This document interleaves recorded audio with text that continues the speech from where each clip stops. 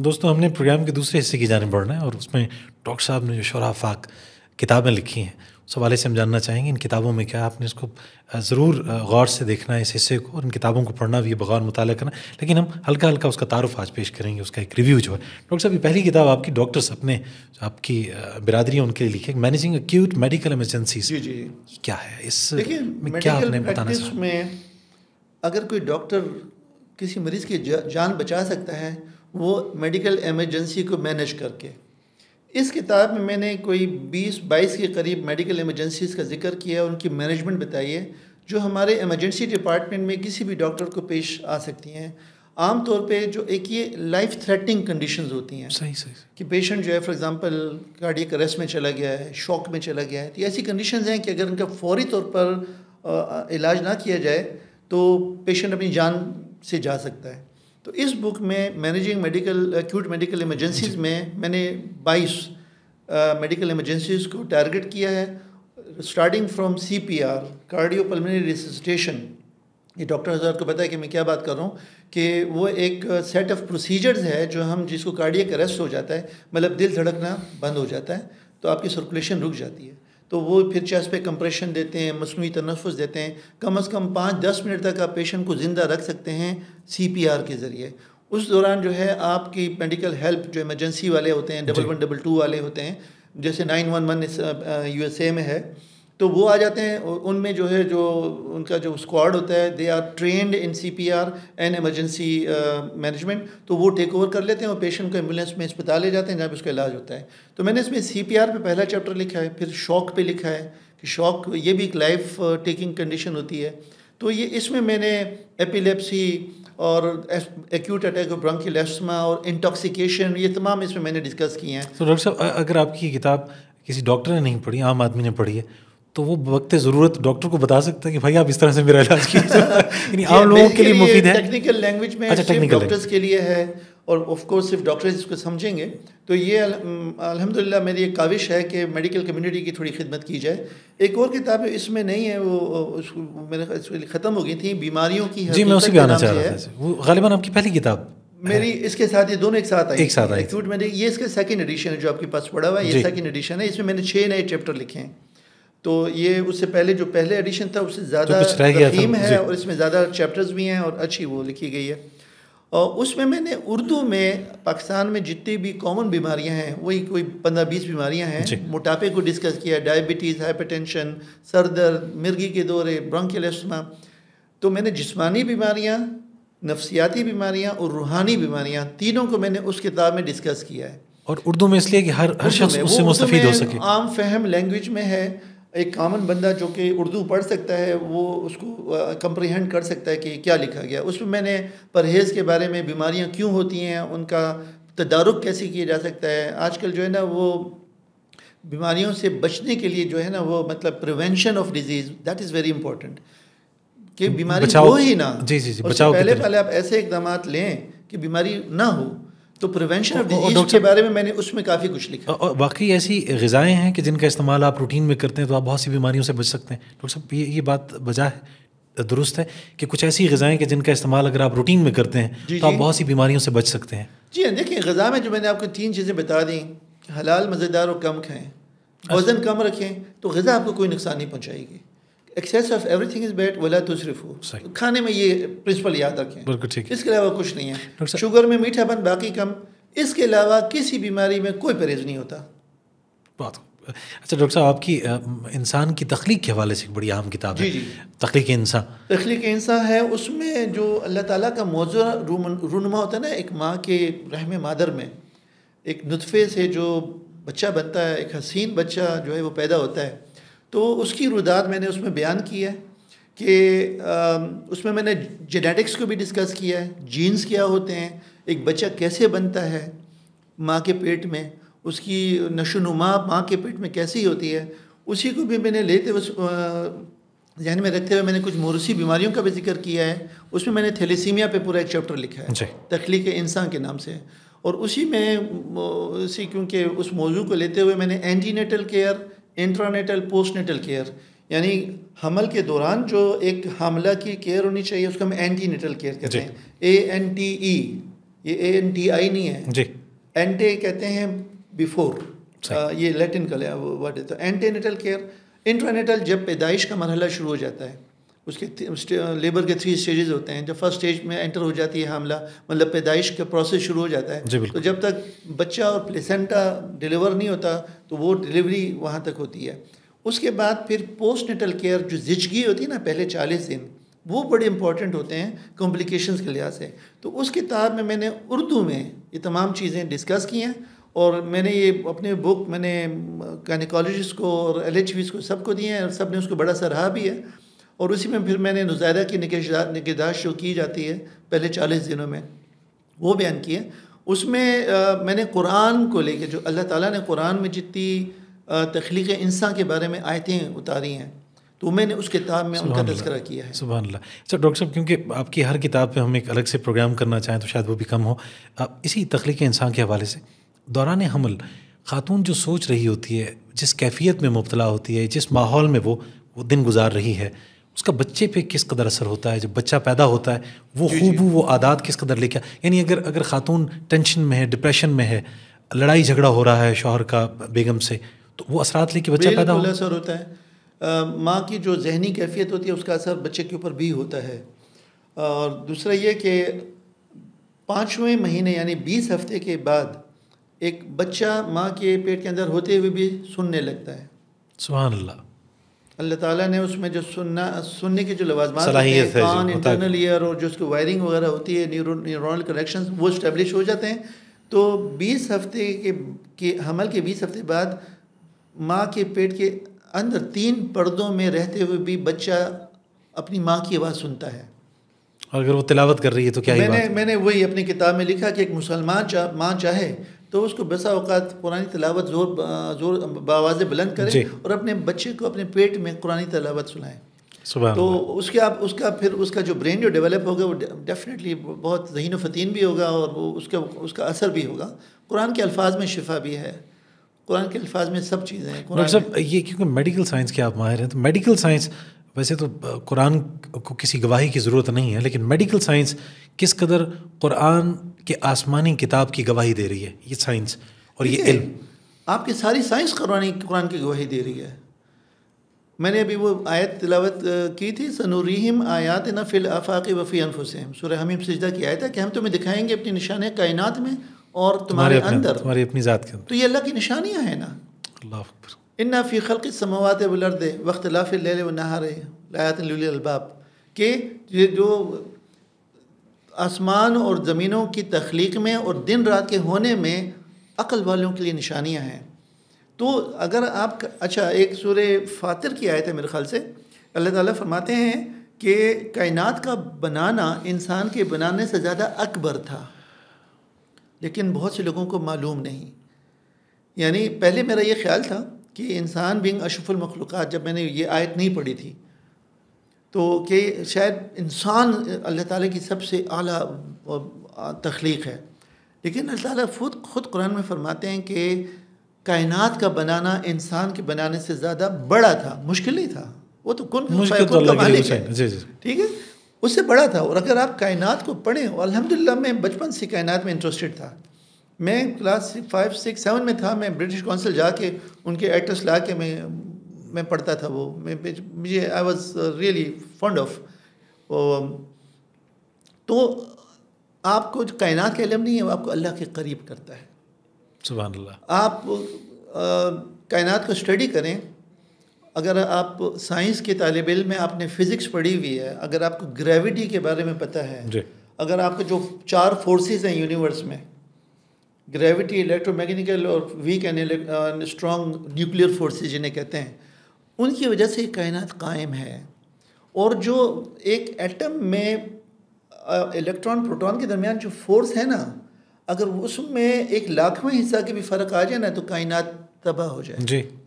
تو اس فورس کو برقرار, اس کو کیلکولیٹ کرنے والا کون ہے؟ رب تعالیٰ, اللہ سبحانہ تعالیٰ. اب جو لاکھوں نوری سال دور کوئی کہکشاں ہے نا, جو کہ اسپیکٹروسکوپی کے ذریعے آپ وہاں کا ایلیمنٹ دریافت بتا کہ یہ کس کس ایلیمنٹ سے بنی ہے, اس میں جو ہائیڈروجن ایٹم ہے اس میں جو الیکٹران پروٹون کا جو ریشو ہے وہ وہی ہے جو زمین پہ ہے. جی. تو یہ کیا ثابت کرتا ہے؟ وہ ایک ہی خالق ہے بنانے والا. ٹھیک ہے, خالق ایک ہی ہے. تو سائنس اللہ کی تصدیق کر رہی ہے نا. کیا بات. اچھا ڈاکٹر صاحب, آپ کی ایک کتاب مجھے بہت پسند ہے, جسمانی اور روحانی تعلق. یہ ہم بعض اوقات دین اور دنیا کو الگ کر دیتے ہیں, روحانیات کو اور جسمانی صحت کو فرق محسوس کرتے ہوئے الگ الگ ڈسکس کرتے ہیں. آپ نے تو یکجا کر دیا ان کو. نہیں, دیکھیں, انسان دو چیزوں کا مرکب ہے, جسم اور روح. جسم بنا ہے مٹی سے اور روح جو ہے امر ربی ہے. سورہ بنی اسرائیل میں اللہ تعالیٰ فرماتے ہیں کہ روح جو ہے وہ امر ربی ہے, اور تمہیں روح کے بارے میں بہت کم علم دیا گیا ہے. یہ یہودی علماء نے حضرت صلی اللہ علیہ وسلم کو آزمانے کے لیے ان کے 3 کوشچن ڈالے تھے, 3 سوال. اصحاب کہف کون تھے, ذوالقرنین کا کیا واقعہ ہے, اور روح کی کیا حقیقت ہے. انہوں نے کہا تھا کہ اگر یہ سچے نبی ہیں تو 2 کا جواب دے دیں گے, ایک کے بارے میں, کیونکہ یہودی علماء کا پتہ تھا کہ امر ربی ہے. جو امر ربی تو وہ تو اللہ کو ہی پتہ ہے. اللہ کو ہی پتہ, بالکل ٹھیک ہے. تو روح جو ہے تو حضور صلی اللہ علیہ وسلم وہی ہوا. اللہ تعالیٰ نے سورہ کہف نازل فرمائی, اور اس میں اصحاب کہف اور ذوالقرنین کے بارے میں ڈیٹیل سے اللہ تعالیٰ نے بتا دیا. اور سورہ اسراء میں آیت اتار دی کہ آپ سے پوچھتے ہیں روح کے بارے میں, تو ان سے فرما دیجئے کہ روح امر ربی ہے, اور اس کے بارے میں تمہیں بہت علم دیا گیا. آیت نمبر 73 ہے میرے خیال سے. تو روح جو ہے وہ اصل میں وہ یہ بھی ایک مخلوق ہے اللہ کی, جو اللہ کے کن سے, اور یہ وہ مخلوق ہے جس نے کائنات بننے سے پہلے 50,000 سال پہلے شاید عہد الست لیا تھا. عہد الست وہ عہد ہے جو اللہ تعالیٰ نے سورہ اعراف میں اس کا ذکر ہے کہ اللہ تعالیٰ نے جو بنی آدم کی پیٹھ سے وہ تمام ارواح کو نکالا جو اس دنیا میں قیامت تک آنے والی تھی, اور ان سے عہد لیا, الستُ بربکم, کیا میں تمہارا رب نہیں ہوں؟ سب نے کہا بلا شہدنا, قالوا بلا شہدنا, کہ انہوں نے روح نے ارواح نے گواہی دی تھی. اس لیے ایک حدیث ہے کہ ہر بچہ اپنی فطرت پہ پیدا ہوتا ہے, اور فطرت کیا ہے؟ وحدت, دین اسلام, توحید. تو ایک روح میں بیسیکلی توحید اور فطرت چھپی ہوتی ہے. وہ پھر جب کسی کرسچن کے گھر پیدا ہوتا ہے, کسی ہندو کے گھر پیدا ہوتا ہے, تو اس کا ماحول اس کو ہندو کرسچن بنا دیتا ہے, ورنہ وہ بیسیکلی ہوتا ہے مسلمان. اچھا ڈاکٹر صاحب یہ بھی فرمائیے گا کہ ہماری, جی آپ کچھ بات کمپلیٹ کرنا چاہتے ہیں. میں یہ کہہ رہا تھا کہ ہمارا جو وجود ہے وہ جسم اور روح کا مرکب ہے. آپ دونوں کو علیحدہ نہیں کر سکتے. آپ کے جس طرح سے آپ کی یہ ایک جسمانی آنکھ ہے نا, اس طرح سے روح کی بھی آنکھ ہوتی ہے جو کہ دل میں ہے. ہمارا روح کا مسکن ہمارا قلب ہے, اور اس کے بارے میں نے پورا ایک چیپٹر لکھا ہے اس میں کہ قرآن کا جو تصور ہے قلب کا وہ کیا ہے, اس کے بارے میں نے تمام آیات جتنی بھی اللہ تعالیٰ نے قلب کے بارے میں. ڈاکٹر صاحب مختصراً فرمائیے نا کہ یہ جو قرآنی قلب ہے وہ کیا ہے. ادراک, کوگنیشن, فہم و فراست, سوچ و فکر, جذبات کا جو سینٹر اللہ تعالیٰ نے قرار دیا ہے وہ قلب ہے. صحیح. اور وہ وہی دل ہے جو ہمارے سینوں میں ہے, کیونکہ وہ بہت سی ایسی آیات ہیں کہ اللہ تعالیٰ اسی دل کی بات کر رہے ہیں جو ہمارے سینوں میں ہے, جو ہمارے سینے میں دھڑک رہا ہے. تو اور پھر یہ پچھلے 30-40 سالوں میں سائنس پروو کر چکی ہے. ایک ہارٹ میتھ انسٹیٹیوٹ امریکہ میں وہ پچھلے 30-40 سالوں سے اس پر ریسرچ کر رہا ہے. انہوں نے یہ ثابت کر دیا ہے کہ ہمارا دل سوچتا ہے, اور ہمارا دل ہمارے دماغ کے فیصلوں پہ افیکٹ کرتا ہے. ویگس نرو ہوتی ہے جو ہمارے دماغ, اور یعنی دل اثر انداز ہوتا ہے دماغ پہ, اثر انداز ہوتا ہے. آپ بھی دیکھیں, آپ کے جذبات کا جو منبع ہے آپ کا دل ہے, وہ آپ کا دماغ نہیں ہے. دماغ صرف سوچتا ہے, اس میں جو جذبات کی رمق ہے جسے ہم ایموشنل انٹیلیجنس کہتے ہیں, that is the property of your heart. تو یہ جو آپ کے جو روح کا مسکن ہے نا وہ آپ کا دل ہے, اور اسی لیے جو ہے نا وہ شیطان آپ کے دل پہ حملہ آور ہوتا ہے. تو جو آپ کا ایمان ہے, آپ کے اندر جو ایمانداری ہے, جو وحدت ہے, اس کا دماغ کا جو مسکن ہے وہ آپ کا دل ہوتا ہے. سملرلی جو نیگیٹو ایٹریبیوٹس ہیں, شرک, نفاق, کینہ, بغض, وہ بھی روحانی بیماریاں ہیں. یہ آپ کو میں نے ابھی بتایا تھا کہ حسد روح کو ایسے چاٹتا ہے, کھاتا ہے جیسے کہ سوکھی لکڑی کو آگ. تو جو روحانی بیماریاں ہوتی ہیں وہ آپ کے جسم پہ ڈیفینیٹلی افیکٹ کریں گی. اگر آپ حسد میں مبتلا ہیں, ہر وقت کوڑتے رہتے ہیں, تو آپ کا بلڈ پریشر ہائی نہیں کرے گا. بالکل صحیح. اگر آپ جو فرسٹریٹ ہیں، ڈپریسڈ ہیں، انزائٹی میں، تو آپ کا وہ دل پہ افیکٹ نہیں ہوگا، آپ کا ہارٹ ریٹ ہر وقت زیادہ رہے گا. اور بری نیت لے کے جو ہم پھر رہے ہوتے ہیں، نقصان کی چاہ لیے دوسروں کے بارے میں، طمع، لالچ، ہرس، یہ تو بہت بڑی اچھا ڈاکٹر صاحب یہ سب تو سے بڑی بیماری شرک ہے، روحانی بیماری. کوئی شک نہیں. اس کے بعد ریاکاری ہے. ریاکاری کو جو ہے وہ شرک کے برابر قرار دیا گیا ہے. اگر نماز پڑھیں صرف اس لیے آپ اس کو لمبا کریں کہ لوگ دیکھ رہے ہیں، نمازی، آپ نے نماز ان لوگوں کے لیے پڑھی، اللہ کے لیے تو نہیں پڑھی. اچھا ڈاکٹر صاحب یہ روحانی امراض اثر انداز ہوتے ہیں ہماری جسمانی صحت پہ، کیا جسمانی صحت بھی اثر انداز ہوتی ہے روحانی صحت پہ؟ کہ اگر جسمانی طور پہ آپ صحت مند ہیں، تندرست ہیں، توانا ہیں، یا آپ کے شکم میں جو لقمہ ہے وہ حلال کا ہے اور اس سے آپ کا جسم جو ہے وہ اب توانا ہو رہا ہے، توانائی حاصل کر رہا ہے، تو روح پہ اثر کرے گا وہ؟ کیونکہ جس طرح روح ہمارے جسم پہ افیکٹ ہوتی ہے، ہمارا جسم بھی، دیکھیں ہمارا جسم ہماری روح کی سواری ہے. ہماری روح ہمارے جسم میں ریزائڈ کر رہی ہے، ہم اس کو لے کر چل پھر رہے ہیں. تو جب آپ کی سواری ٹھیک نہیں ہوگی تو روح بھی ٹھیک نہیں ہوگی. تو جو بیماریاں ہوتی ہیں، جسمانی بیماریاں ہوتی ہیں، وہ ان ڈائریکٹ وے آپ کی روح کو افیکٹ کرتی ہیں، لیکن روحانی بیماریاں ڈائریکٹلی آپ کے جسم کو افیکٹ کرتی ہیں. بالکل صحیح. تو یہ دو جو ہے وہ کاز اینڈ افیکٹ. ڈاکٹر صاحب کبھی محسوس ہوا کہ کوئی مریض آیا ہوا آپ کے پاس اور آپ کو کوئی اس کا سبب معلوم نہ ہوا ہو کہ یہ بیمار کیوں ہے؟ یہ جو ہم کہتے ہیں نظر بد ہے، کوئی جادو ٹونا ہے، کوئی جنات کا اثر ہے، ایسا ہوتا ہے؟ بالکل ہوتا ہے. یہ تو برحق چیزیں ہیں. ٹیسٹ بھی ٹھیک ہیں، بظاہر بھی وہ ٹھیک، سمجھ نہیں آ رہی کہ بیمار کیوں ہے. نظر بد کے بارے میں کچھ احادیث ہیں. حضور صلی اللہ علیہ وسلم کا ارشاد ہے کہ اگر کوئی قضا و قدر پہ حاوی ہو سکتی ہے وہ تو نظر بد ہے. اللہ اکبر. آپ نے فرمایا کہ میری امت میں زیادہ تر اموات قضا کی بات نظر بد کی وجہ سے. نظر بد، بالکل ٹھیک ہے. اور اگر کوئی چیز تقدیر پہ حاوی ہو سکتی ہے تو وہ نظر بد ہے. اور اس کا ذکر تو سورہ قلم کی آیت نمبر 51 میں میرے خیال سے ہے کہ اللہ تعالیٰ فرماتے ہیں کہ وہ یہ چاہتے تھے کہ آپ کے قدموں کو کھاڑ دیں اپنی نظر بد سے. اور وہ قرآن سنتے ہیں اور کہتے ہیں کہ یہ تو مجنون ہے، یہ تو دیوانہ ہے. ایون آپ کافروں نے حضرت صلی اللہ علیہ وسلم کو ہر طریقے سے نقصان پہنچانے کی کوشش کی تھی.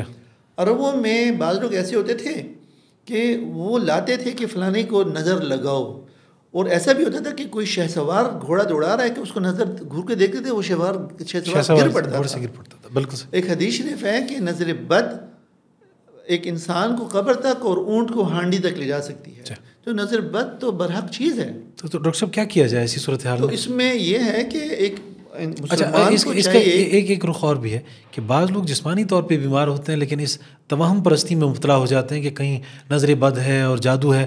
وہ کسی معالج کے پاس نہیں جاتے، وہ عاملوں کے پاس جاتے ہیں، تعویذ، گنڈا اور یہ چیزیں.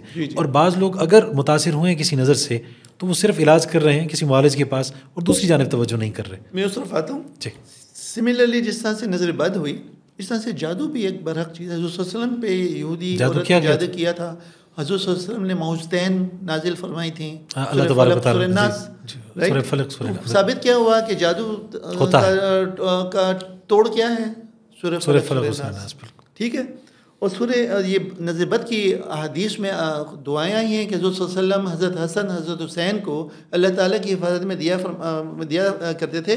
اللہم انی اعوذکما بکلمات اللہ التامات من شر کل شیطان وہامت ومن کل عین اللامہ.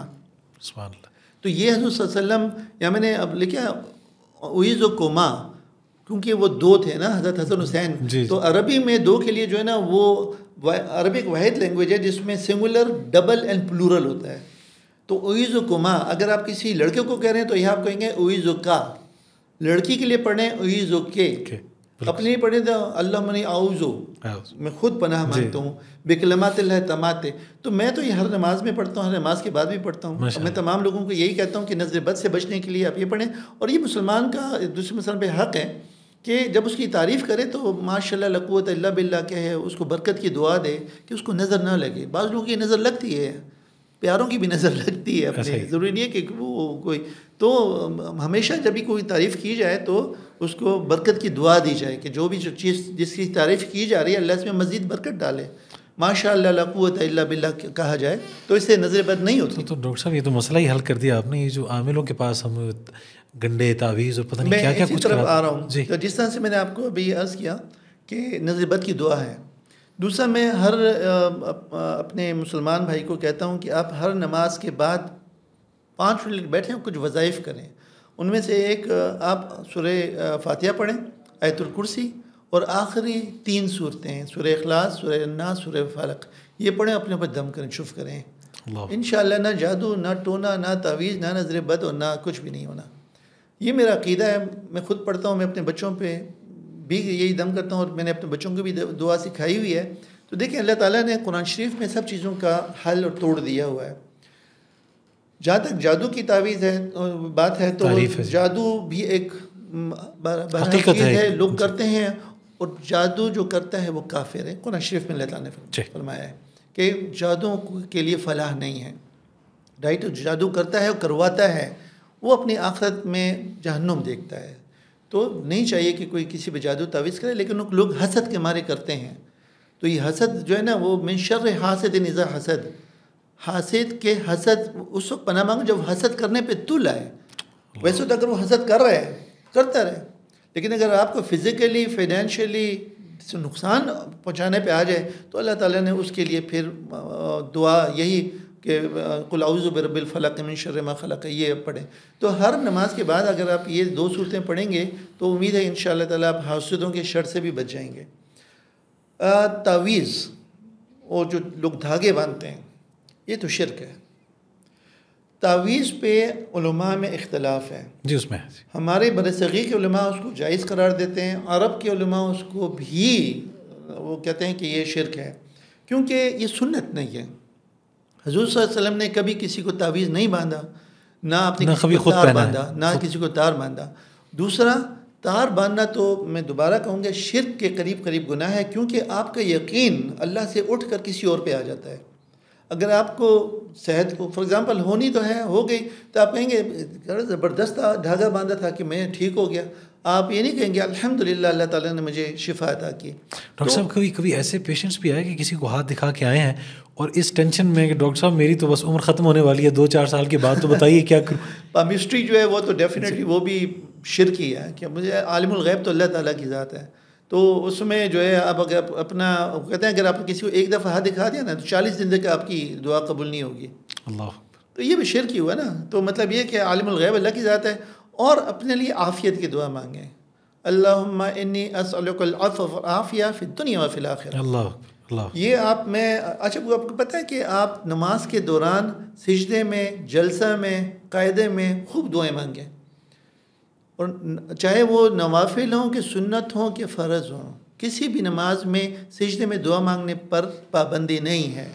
بعض ہمارے علماء کہتے ہیں کہ صرف نوافل میں آپ مانگ سکتے ہیں. میں نے تحقیق کی ہے، آپ کسی بھی نماز میں، نماز کا ذکر ہے تو یہ ذکر نہیں ہے کہ فرض میں نہیں مانگ سکتے، سنت میں آپ کیونکہ ایک حدیث یعنی جو عربی کے کلمات ہیں ان کو ادا کرنے کے بعد مزید آپ دعائیں کرنا چاہیں. بالکل، سبحان ربی الاعلیٰ 3 دفعہ پڑھیں اور تسبیحات پڑھیں، اور اس کے بعد عربی میں اور دعا کریں.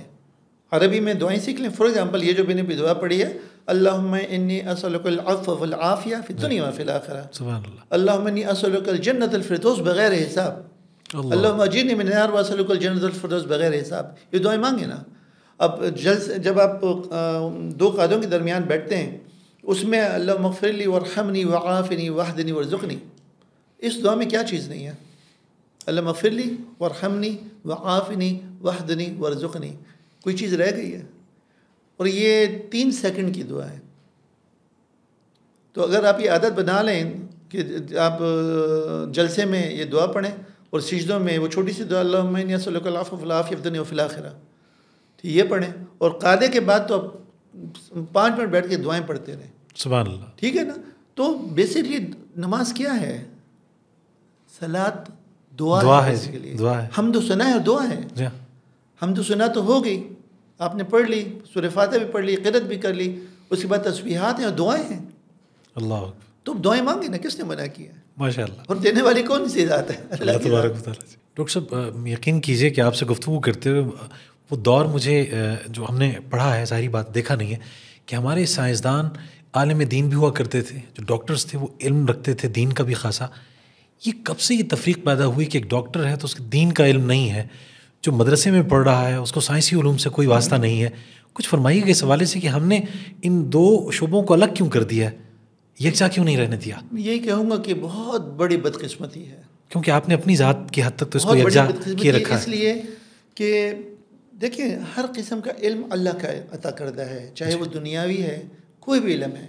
ایون جادو جو ہے وہ ہاروت و ماروت سکھانے آئے تھے تو وہ بھی اللہ تعالیٰ کا علم ہے نا، لیکن نیگیٹیولی یوز ہو رہا ہے. تو ہر قسم کا علم، چاہے وہ علم الادیان ہے کہ علم الابدان ہے کہ علم الفلکیات ہے، اللہ کا علم ہے. میرے خیال سے میں نے جیسے بھی آپ کو بتایا کہ سائنس کا علم آپ کو اللہ کے قریب کرتا ہے. سنوریہم آیاتنا فی الآفاق وفی انفسہم. تو کسی بھی انسان کو دنیاوی علم سے محروم رکھنا بہت بڑی بدقسمتی کی بات ہے. صحیح. دونوں ایکولی امپورٹنٹ ہیں. میں یہ سمجھتا ہوں کہ ہمارے تمام بچوں کو ایف اے تک بیسک دنیاوی تعلیم دی جائے، اس کے بعد ان کو مدرسوں میں داخل کیا جائے اور وہاں پہ ان کو پھر دنیاوی کے ساتھ ساتھ دینی تعلیم بھی شروع کی جائے. صحیح. ان کا وہ جو ایک اسپیکٹرم آف تھنکنگ ہے وہ وائڈ ہو جائے گا، براڈ بیسڈ ہو جائے گا. دوسرا یہ دیکھیں انہوں نے اپنا کچھ زندگی بھی تو گزارنی ہے نا، ان کو کوئی ہنر سکھایا جائے. میرے خیال سے میری یہ تمام علماء سے بادب ایک گزارش ہے کہ تمام مدارس میں کوئی نہ کوئی ہنر سکھانے کا بندوبست ہونا چاہیے. کہیں الیکٹریکل شاپ ہو، کہیں پہ درزی کا کوئی پیشہ سکھایا جائے، کہیں پہ میکینیکل چیز سکھائی جائے، کہیں پہ ریفریجریشن کا ان کو وہ سکھایا جائے. اور ساتھ ساتھ سائنسی علوم کا بھی اگر اہتمام ہو. بالکل. یعنی عالم دین کا ڈاکٹر ساتھ ساتھ چل سکتے ہیں بڑے آرام سے. 15 سال کے بجائے 18 سال لگ جائیں گے نا، لیکن جب بچہ نکلے گا تو وہ کسی دینی علم کا بھی ماہر ہوگا اور دنیاوی علم میں بھی اس کو کچھ نہ کچھ اپنی زندگی کو گزارنے کے لیے کوئی ہنر اس کے ہاتھ میں ہوگا. تو ڈاکٹر صاحب یہ کیوں تاثر دیا جاتا ہے کہ آپ بیک وقت کسی ایک شعبے کے ہو کے رہ سکتے ہیں؟ کہ اگر آپ ڈاکٹر ہیں تو آپ عالم دین نہیں بن سکتے، اور اگر عالم دین ہے یہ غلط تاثر. یہ بات نہیں ہے، یہ اپروچ ٹھیک نہیں. ڈاکٹر اسرار احمد صاحب کیا ڈاکٹر بھی تھے، میڈیکل ڈاکٹر، ان سے بڑا داعی قرآن نہیں تھا. ڈاکٹر ذاکر نائک کو دیکھ لیں، انجینئر محمد علی مرزا کو دیکھ لیں، ہی سرونگ گریڈ 20 کا آفیسر ہے، وہ میکینیکل انجینئر ہے ماشاء اللہ. آج کل اس کی جو آپ سنیں اس کی جو پچھلے میرے خیال سے 15-18 سال سے وہ ان کی ویڈیو یوٹیوب پہ لاکھوں فالوورز ہیں. تو یہ لوگ کیا یہ ڈاکٹرز انجینئرز نہیں ہیں؟ اچھا ڈاکٹر عبدالعزیز عبدالرحیم صاحب ایک ہیں، انڈین ہیں، سعودی عرب میں بیسڈ ہیں، انجینئر ہیں. انہوں نے انڈرسٹینڈ قرآن academy.com بنائی ہوئی ہے اور انہوں نے ٹوٹل فزیکل انٹریکشن کے ذریعے عربک گرامر پڑھا رہے ہیں. الحمدللہ میں نے وہ کورسز کیے ہیں، میں نے صرف و نحو کا کورس کیا ہے TPI کے ذریعے. اور آپ یقین کریں کہ آپ جب قرآن خود پڑھتے ہیں آپ کو سمجھ آ رہی ہوتی ہے، اس کا لطف ہی کچھ اور ہے. صرف اور یہ ڈاکٹر اسرار رحمۃ اللہ علیہ کا میں ایک قول یہاں بیان کرنا چاہوں گا کہ وہ فرماتے تھے کہ قرآن ایسے پڑھو جیسے کہ بدھو پڑھتے تھے. نہ وہ ڈاکٹر تھے، نہ انجینئر، نہ فلسفے نگار تھے، کچھ بھی نہیں تھے، نہ فلسفی تھے. سیدھے ساتھی دیہاتی مسلمان تھے جو اللہ تعالیٰ نے احکامات نازل کیے ان پہ عمل کرتے تھے، عربی کی سمجھ رکھتے تھے، عربی کی سمجھ رکھتے تھے. تو ہمارا فرض کیا ہے؟ ہونا تو یہ چاہیے تھا کہ ہماری کلاس 2-3 سے عربی لینگویج ہماری کورس میں شامل ہوتی، عربک گرامر جو ہے ہماری کورس کا حصہ ہوتی. یہ جو میں TPI کا ذکر کر رہا ہوں اتنا انٹرسٹنگ ہے کہ میرے خیال سے بچے اس کو انجوائے کریں گے، اس کو سیکھتے ہوئے. وہ اشاروں کے ذریعے وہ سکھاتے ہیں. ویسے ہمارے اسکولوں میں تو عربی بھی ہے اور انگریزی بھی، لیکن دونوں زبانیں ہمیں نہیں آتی. میں المیہ یہ ہے کاش یہ ہوتا کہ ہماری نیشنل لینگویج اردو ہوتی، جو کہ ہماری ایک ڈائلیکٹ ہوتی. ڈائلیکٹ فار ایگزامپل میں پٹھان ہوں تو میرے KP میں ہماری کلاسوں کو پشتو پڑھائی جاتی. صحیح. اردو ہماری نیشنل لینگویج اور انگلش ہماری میڈیم آف ایجوکیشن ہوتی. اچھا اب اس بات کی میں مانتا ہوں، اس لیے کہ دیکھیں انگلش ایک انٹرنیشنل لینگویج ہے، سب سے زیادہ بولی جانے والی ہے اور سب سے زیادہ علم انگلش میں اویلیبل ہے. آپ نیٹ پہ جائیں تو اس کا اگر اردو میں ترجمہ کر لیا جائے تو وہ بات نہیں بنے گی. دیکھیں علم ہوتا ہے چاہے کس زبان میں بھی ہو. بعض لوگ یہ کہتے ہیں کہ اردو میں جتنی اقوام ہیں ممالک ہیں انہوں نے ترقی کی اپنی زبان میں. دیکھیں میں نے یہ آپ کو عرض کر رہا ہوں نا کہ یہ 4 لینگویج اور عربی ایک ریلیجس لینگویج ہوتی ہے. بچوں میں 4 زبانیں سیکھنے کی کیپیسٹی ہوتی ہے بیک وقت. ٹھیک ہے، ٹھیک بیک وقت. تو اگر آپ یہ شروع سے ان کے پڑھاتے نا تو وہ قرآنک عربک لینگویج ان کو آتی، انگلش میں بھی ماہر ہوتے، اردو میں بھی ماہر ہوتے، ایک ڈائلیکٹ میں. دیکھیں اردو ہمارا ایک نیشنل میڈیم آف انٹریکشن ہوتا. ایک پٹھان اگر سندھ میں جا رہا ہے تو وہاں بھی اس کو اردو آ رہی ہے، تو دونوں آپس میں بھائی کی طرح بات کرتے. ٹھیک ہے. آپ کا کہیں بھی پاکستان میں کسی بھی اسکول میں داخلہ لیتے آپ کو انگلش میڈیم ہوتا ہے. میں اس میں کوئی آر محسوس نہیں کرتا یہ کہتے ہوئے کہ انگلش میڈیم. اب آخر کار ہم لوگ انگلش پڑھ نہیں رہے. ہماری سب سے زیادہ اسپوکن لینگویج کیا ہے ہمارے تو مطلب ایز اے فیشن لوگ انگلش تو کیا ہم اس کو ایز اے آنیسٹلی اس کو as a medium of education نہیں وہ اختیار کر سکتے. اس میں حرج کیا ہے؟ بالکل صحیح بات. تو میرا تو یہ خیال ہے. لیکن بدقسمتی کی بات یہ ہے کہ عربی سے ہمیں بالکل ہی وہ رکھا گیا ہے, دور رکھا گیا ہے. بہت بدقسمتی کی بات ہے. اور آج کل مسلمانوں کی جو زوال کا سبب ہے وہ قرآن کی سے دوری ہے, قرآن سے دوری ہے. تو ڈاکٹر صاحب والدین کی ذمہ داری تو خیر بڑھ گئی ہے نا کہ اگر کیونکہ ہم اپنے بچوں کو انجینئر, ڈاکٹر اور سائنٹسٹ یہ تو بنانا چاہ رہے ہیں, یہ قرآن کی بنیادی تعلیم کے لیے کچھ ہم بھی تو محنت کریں. یہ جو میں نے کتابیں لکھی ہیں ان میں نے یہ اسٹریس کیا ہے, اسپیشلی جو حصول تقویٰ فلاح آخرت کی کتاب ہے, میں نے سب میں نے قرآن پہ بہت اسٹریس دیا ہے. اور میں نے یہ کتابیں اردو میں اسی لیے لکھی ہیں کہ قرآن میں آپ کو کیا کچھ نہیں ملے گا. آپ کے تمام مسئلوں کا حل قرآن میں موجود ہے, چاہے آپ کے نفسیاتی مسائل ہیں کہ دنیاوی مسائل ہیں, جسمانی ہے, ان تمام چیزوں کا حل اللہ تعالیٰ کے احکامات پہ عمل کرنے میں ہے. تو ہمیں قرآن کو ایسے پڑھنا چاہیے جیسے کہ بدھو پڑھتے تھے, اس کو پڑھو, اس پہ عمل کرو, بات ختم. ڈاکٹر صاحب جی چاہتا ہے کہ آپ سے گھنٹوں گفتگو ہم کرتے رہیں اور آپ سے سیکھتے رہیں. ہم آپ کی گفتگو, آپ کی جو کتابیں ہیں, آپ کی پریکٹس, آپ کا مشاہدہ, آپ کا اس کا لب لباب ایک خوشحال زندگی کے لیے اگر آخر میں ایک پیغام کی صورت اپنے دیکھنے اور سننے والوں تک پہنچانا چاہیں کہ مطمئن ایک خوشحال زندگی ہم کس طرح سے گزار سکتے ہیں؟ قرآن سے جڑیں, قرآن کو شروع سے ترجمہ تفسیر سے پڑھیں. بعض ہمارے علماء, میں معافی چاہتا ہوں, فرماتے ہیں کہ قرآن کو ترجمہ تفسیر سے نہ پڑھو, گمراہ ہو جاؤ گے. اِنَّا لِلَّهِ وَإِنَّا إِلَيْهِ راجعون. اللہ تعالیٰ قرآن شریف میں فرماتے ہیں وَلَقَدْ يَسَّرْنَا الْقُرْآنَ لِلذِّكْرِ فَهَلْ مِن مُدَّكِرٍ. سورہ قمر میں اللہ تعالیٰ نے 4 دفعہ یہ آیت نازل فرمائی ہے کہ ہم نے آسان کر دیا ہے قرآن کو نصیحت حاصل کرنے کے لیے, ہے کوئی لینے والا؟ اللہ اکبر. اور ہمارے علماء فرماتے ہیں قرآن کو ترجمہ تفسیر سے نہ پڑھنا. قرآن کو اتنی لاوارث کتاب ہے. میں کہتا ہوں قرآن کے جس نے کلمہ پڑھا ہے وہ قرآن کا وارث ہے. یقیناً الحمدللہ. یہ علماء کی جائیداد نہیں ہے. میں مسلمان ہوں, آپ مسلمان ہیں, یہ مسلمان ہیں, ہم قرآن کے وارثین ہیں. قرآن سے جڑیں. اچھا دیکھیں, علماء نے 20-20 سال لگا کے تفاسیر لکھی ہیں. جب میں کوئی تفسیر پڑھ رہا ہوتا ہوں تو میں اس عالم سے پڑھ رہا ہوتا ہوں جس نے وہ تفسیر لکھی ہے. ان قرآن کو انہوں نے جس طرح سے سمجھا, ایگزیکٹلی انہوں نے 20-20 لاکھ عرق ریزی کی ہے, ایک ایک آیت پہ تدبر کر کے ہمارے لیے آسان کیا ہے نا.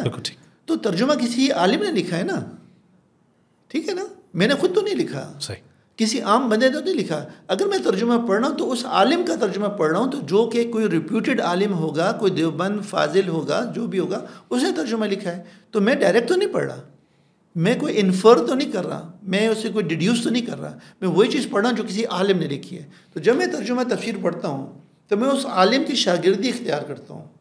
تو ترجمہ تفسیر سے قرآن پڑھیں, اپنے آپ کو قرآن سے جوڑ کے رکھیں. نمازیں 5 دفعہ روزانہ پڑھیں, اور نماز میں وہ جو میں نے آپ کو اذکار بتائے وہ کرتے رہیں. اور کنٹینمنٹ, وہ کہتے ہیں نا, قناعت اختیار کریں. جتنا آپ کو اللہ نے دیا اس پہ شکر کریں. لَإِن شَكَرْتُمْ لَأَزِيدَنَّكُمْ. سورہ ابراہیم میں اللہ تعالیٰ فرماتے ہیں میرا شکر ادا کرو, میں تمہیں زیادہ دوں گا. ڈاکٹر صاحب میں آخر میں کفرتم لعذابی شدید, اور اگر انکار کرو گے تو میرا عذاب شدید ہے. ٹھیک ہے, تو شکر کرنا سیکھیں. اس پہ میں نے جو سورہ تقویٰ, اس میں میں نے صبر اور شکر پہ ایک ایک چیپٹر لکھا ہے کہ صبر کا کیا مقام ہے, ان اللہ مع الصابرین, اور شکر کیا مقام ہے, لئن شکرتم لازیدنکم. تو اپنے جو چیز آپ کو ملی ہے شکر کریں, جو نہیں ملی صبر کریں, اور جو چیز نہیں ملی یقین رکھیں اس میں آپ کی خیریت تھی. اگر آپ کو کوئی چیز ملتے ملتے رہ گئی تو سمجھ جائیں کہ اس میں میرے لیے کوئی شر تھی. اگر اللہ ہمیں کوئی چیز دیتا ہے نہیں دیتا ہے تو وہ ہماری بھلائی کے لیے ہوتی ہے. تو قناعت اختیار کریں, صبر شکر اختیار کریں, اللہ سے جوڑ کے رہیں, اور حقوق العباد کا خیال رکھیں. بالکل صحیح. کسی نے بڑی اچھی بات کی, ہم کہتے ہیں کہ حقوق اللہ ہیں اور حقوق عباد ہیں. حقوق العباد بیسیکلی حقوق اللہ ہیں. حقوق العباد کا حکم کس نے دیا ہے؟ اللہ تبارک, اللہ تعالیٰ نے. تو حقوق اللہ نہیں ہوئے وہ. بالکل. کیا وہ حقوق العباد ادا کرنا حقوق اللہ نہ ہوئے. نہیں اللہ کا سارے ہی سارے حقوق اللہ ہیں. ڈاکٹر صاحب میں ایک راز کی بات بھی جاننا چاہ رہا ہوں کہ آپ سینکڑوں کی تعداد میں مریضوں کو دیکھتے ہیں ڈیلی بیسس پہ, کتابیں لکھتے ہیں, یہ ٹائم کیسے مینیج کرتے ہیں؟ آپ نے بھی یہ فرمایا ہمارے پاس تو اپنے بچوں تک کے لیے وقت نہیں ہے, یہ ٹائم مینجمنٹ کا جو گر ہے وہ تو ہمارے دیکھنے والوں کو ذرا سکھا دیجیے. دیکھیں وہ ایک پیشن ہوتا ہے نا کسی چیز کے لیے, تو اس کے لیے ٹائم نکالنا پڑتا ہے. اب دیکھیں میں جب بھی فارغ ہوتا ہوں نا تو میں کتاب لکھ رہا ہوتا ہوں, لیپ ٹاپ میرے پاس ہوتا ہے اور میں الحمدللہ خود یہ خادے کتابیں میں نے خود ٹائپ کی ہیں اردو میں, عربی الحمدللہ میں ٹائپ کر سکتا ہوں, انگلش ٹائپ مطلب ظاہر ہے کہ وہ تو پہلے سے آتی تھی, لیکن اردو عربی ٹائپ کرنا میں نے پچھلے 5-6 سال میں سیکھی ہوں. ساری کتابیں میں نے خود لکھی ہیں, خود ایڈٹ کی ہیں, ہر کتاب کو میں نے 20 دفعہ پڑھا ہے, غلطیاں نکالی ہیں, ان کو ایڈ کرتا رہا ہوں اس میں الحمدللہ میں نے خود چھپائی ہیں اور الحمدللہ میں فری ڈسٹریبیوٹ بھی کرتا ہوں. تو صرف اس میں آس میں کہ اللہ تعالیٰ ان کے صدقے میں آخر میں میرے مغفرت کر دے گا انشاءاللہ, اور میرے لیے یہ صدقہ جاریہ بن جائے گا. ڈاکٹر صاحب برکت, یہ جو لائف میں برکت ہے. میں ویکلی میں اسلام آباد آتا جاتا ہوں نا, تو ڈرائیور گاڑی ڈرائیو کر رہا تھا, میں 1.5 گھنٹے ایک سائڈ 1.5 گھنٹے دوسری سائڈ میں اپنے لیپ ٹاپ پہ رائٹنگ کر رہا ہوتا ہوں, ٹائپنگ کر رہا ہوتا ہوں, لکھ رہا ہوتا ہوں, پڑھ رہا ہوتا ہوں. تو مطلب یہ ٹائم اب لوگ جو ہیں وہ سوتے ہوئے میوزک سنتے ہوئے گانے سنتے ہوئے گزار لیتے ہیں, میں الحمدللہ کام کر رہتا ہوں. رات کو مجھے نیند نہیں آتی, میں اٹھ کے لیپ ٹاپ پہ بیٹھ جاتا ہوں. تو مطلب یہی ہے کہ ایک آپ کا ایک کریز ہوتا ہے نا, ایک پیشن ہوتا ہے. تو وہ میرا teaching is my passion. Teaching whether interpersonal teaching ہو, گروپ ٹیچنگ ہو, سیمینار میں ہو, کسی کانفرنس میں لیکچر دینا ہو, یا کتابوں کے ذریعے علم دینا ہو, یا کوئی اچھی پوسٹ کرنا ہو, ویڈیو بنانا ہو, تو یہ سب میں چاہتا ہوں کہ کچھ نہ کچھ ایز اے توشہ آخرت اس دنیا میں چھوڑ جائیں. ڈاکٹر صاحب آپ کیونکہ ویکینڈ پہ اسلام آباد میں ہوتے ہیں, تو یہاں آپ سے کوئی اگر ملنا چاہے, یا پھر ویک ڈیز میں آپ پشاور میں ہوتے ہیں غالباً, تو آپ سے کس طرح رابطہ کیا جا سکتا ہے, یا آپ سے؟ میں تو پشاور میں کلینک میرا پشاور میں ہے, یا نشتر آباد میں علی میڈیکل ٹاور ہے, وہاں پہ میرا کلینک ہے. 12 بجے سے لے کے شام کے 7-8 بجے تک میں ہوتا ہوں, 5 days a week, پیر سے فرائیڈے تک. تو کوئی بھی مطلب وہاں پہ رابطہ کر سکتا ہے اگر کوئی دکھانا چاہے یا بات کرنا چاہے یا مجھ سے کوئی ڈسکس کرنا چاہے. اور میں کبھی کسی سے مطلب وہ کہتے ہیں نا کہ زبردستی فیس نہیں لیتا, اگر کوئی نہیں دیتا نہ دے, کوئی بات نہیں. کوئی واپس مانگتا ہے میں واپس کر دیتا ہوں. الحمدللہ اللہ نے بہت کچھ دیا ہے, اس سے کچھ نہ کمی آتی ہے. صدقہ خیرات سے کبھی آپ کے دولت میں کمی نہیں آئے گی. ڈاکٹر صاحب بہت شکریہ, الفاظ نہیں ہیں کہ آپ کا ہم شکریہ کس طرح سے ادا کریں. آپ کی عمر میں, آپ کے علم و فضل میں اللہ تبارک و تعالیٰ برکت عطا کریں, اور ہم چاہتے ہیں کہ آپ دیر جئیں اور اسی طرح لکھتے رہیں اور ہماری رہنمائی کرتے رہیں. سر بہت شکریہ جناب پروفیسر ڈاکٹر انتخاب عالم صاحب, آج کے ہمارے پوڈ کاسٹ میں ہمارے مہمان. روحانی تقویت اور جسمانی صحت آپ محسوس کر رہے ہوں گے, بس یہ آج کے ہمارے پروگرام کا حاصل ہے, وہ مقصد بھی یہی تھا. اس پروگرام کو آپ, مجھے یقین ہے کہ بارہا سنیں گے, دیکھیں گے, اپنے دوستوں سے بھی شیئر کریں گے. شاید اس سے پہلے میں نے پروگرام کو شیئر کرنے کے حوالے سے آپ سے ریکویسٹ نہیں کی ہوگی, لیکن آج کی یہ بات ہے چونکہ روحانی اور جسمانی اعتبار سے صدقہ جاریہ ہیں, چاہتا ہوں کہ یہ 400 پھیلیں. تصور زمان باپ کو اپنے ڈیجیٹل پلیٹ فارم سے اجازت دیجیے. اللہ نگہبان.